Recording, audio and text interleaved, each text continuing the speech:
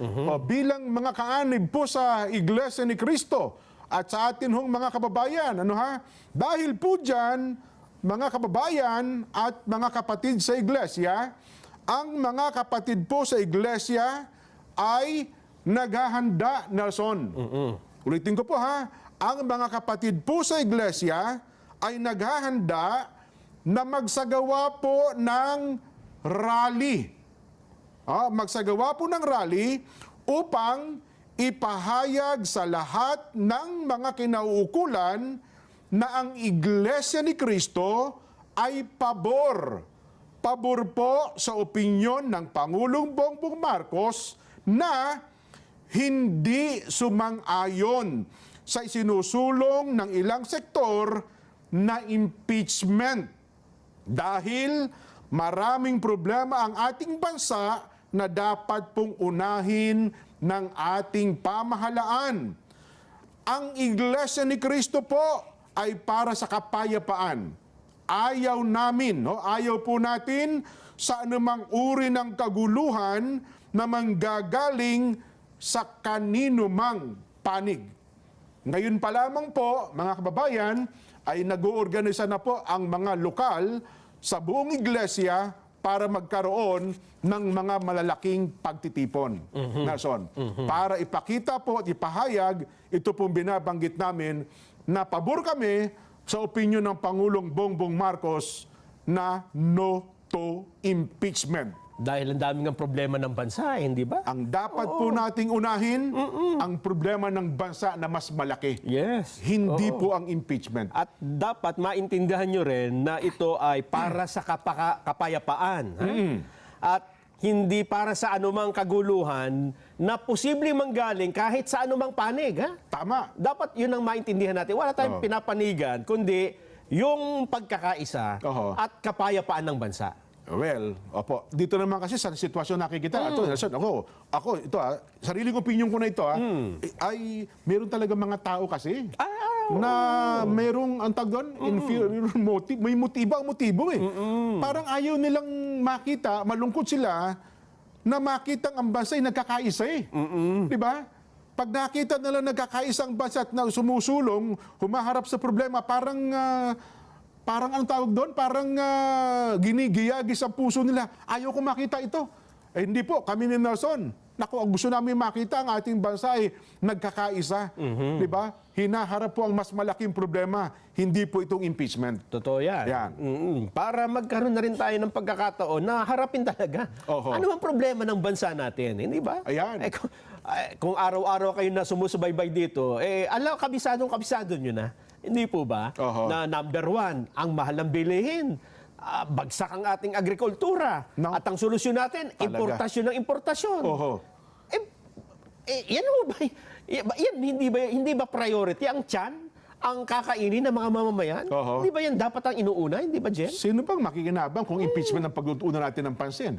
Magkakaroon ba ng bunga ang mga tanim? Gaganda ba ang ani ng palay? Hindi na ba tayo mag-i-import ng kung ano-anong agricultural products kapag natapos ang impeachment?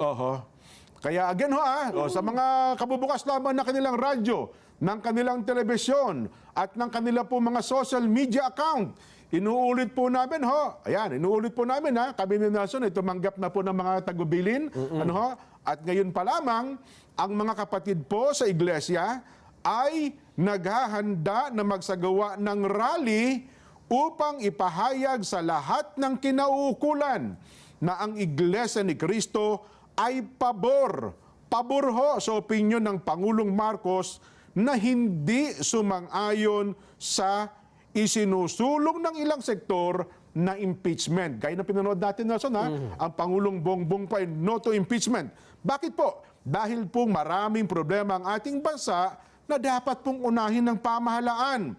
Alam na alam po ninyo, ang iglesia ay para po sa kapayapaan. Ayaw po natin ng anumang uri ng kaguluhan na manggagaling sa kanino mang panig.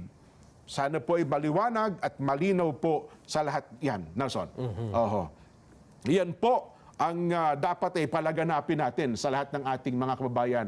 At sana po ay marinig din ng mga kinaukulan ng mga ahensya ng ating pamahalaan, Nelson. At alam ko, Jen, sa posisyon na yan, marami namang sumusuporta eh. Oho. At marami na rin akong narinig na nagsabing, tama ang Pangulo dyan sa sinabi niya na statement na yan eh, na wala tayong mapapala kung pagkakaabalahan natin sa panahon ngayon ay ang impeachment. Hindi ba? Oho. Ito ang isa sa mga bagong nagpahayag ng pagsuporta dyan, ha? Oh. Dyan sa posisyon na wag nang unahin. tuloy. Wag na yan. No to impeachment. Sino Oo. yan? Ito ay si Senador Jinggoy Estrada. Yan. Bagamat nanawagan po kahapon si Senate President Escudero. Si Escudero, Si Escudero oo. na, oy mga senador, wag muna kayo magbigay ng reaksyon tungkol sa impeachment kasi magiging judge tayo pagka yan umakyat sa atin.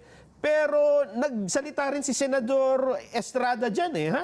Ang sabi niya, meron ba tayong graphics dito? I have a previous statement before. O, mesot pa pala. O, Oh, sige, yan. papakinggan na natin. Ano bang sabi ni Senador Jinggoy Estrada tungkol dun sa opinion ng Pangulo na no to impeachment? Pakinggan nga natin. I had a previous statement before na I am against any impeachment cases. That's it will divide our country furthermore. Diba? What happened to when my father was impeached? When my father was impeached, gumanda ba buhay ng Pilipino? Wala naman. Natanggal yung matandang Marcos. Gumanda ba? Lalo na worsen. Yan po ang statement ni Senador Jinggoy. Aminin man natin na. So ako, ilang bang impeachment nasaksihan ko na? ERAP, nasaksihan ko yan. Corona, nasaksihan ko yan. Itong Sereno, pero hindi naman natuloy talaga yung... Okay, Sereno, Diba? iba eh. Oo, pero di ba, nagsimula pa-impeachment na rin yun eh. Talaga po namang ang trabaho ng Senado na out of focus talaga. Yung kay dating Pangulong Erap Estrada, di ba? Nene Pimentel yung time na yun eh. Yes. May ibang taki mo, nagkagulutan dyan sa brown envelope. Oo nga. At nung binuksan yung brown envelope, Wala ano naman naman? pala. Di ba? Kaya nga ako dyan nananawagan din sa iba. Ha? Oho. Doon sa mga ibang senador o ibang mga congressman, anong stand ninyo? Di ba? Dapat tumayo kayo ngayon. Ha? Kayo ba, wala ba kayong sariling paa? Oho. Wala ba kayong sariling paninindigan? Anong stand nyo sa punto na ito? Uunahin nyo pa ba yung hindi makabubuti? Ang Pangulo na nagsabi. Oo. Hindi ba kayo naniniwala sa Pangulo ninyo? Sa Pangulo ng Pilipinas na ibinoto ng ilang milyong Pilipino at pinaniniwalaan pa ng mga Pilipino hanggang ngayon? Si Senador